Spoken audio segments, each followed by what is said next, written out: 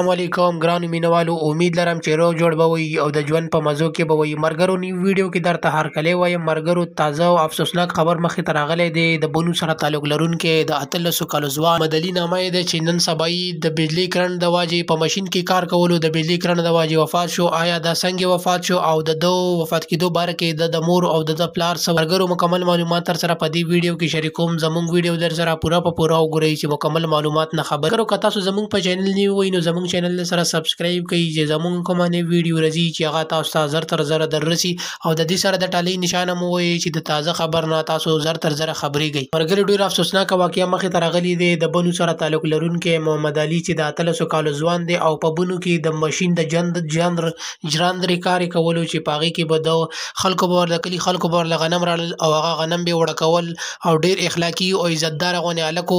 د سهار سبا یې د ماشین خراب شوی و په هغې وجه باندې چې د ماشین کې کار کولو او دته ته پته نه وه چې بجلي شته. د هغې وجې نه د بجلۍ د تار سره لاس ولګېدو او هغې باندې دا ډېر زیات خراب شو او بجلۍ ونیولو. د هغې نه بعد د کلي خلک راغله او د هسپتال ته وړو، خو د ده حالات ډېر زیات خراب وو چونکې څه ټیم پورې خو خلک خبر نه وو چې آیا دا بجلۍ نیولی دی. او هغې نه بعد یې د بیا هسپتال کې د مور او پلار ته اطلاع وکړه چې آیا تاسو یې بجلۍ نیولی دی. چې مور او پلار یې راغله نو د هغې نه بعد دا حق ورکړو او وفات شو. ملګرو محمد علي یو حسن اخلاق او ډېر معتبر هلک و او د ده په 12 کې سکول هم وی.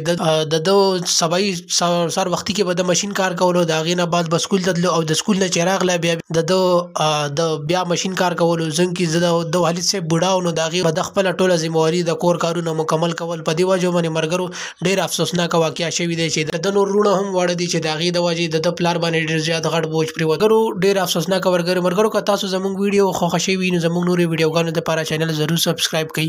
وسلام.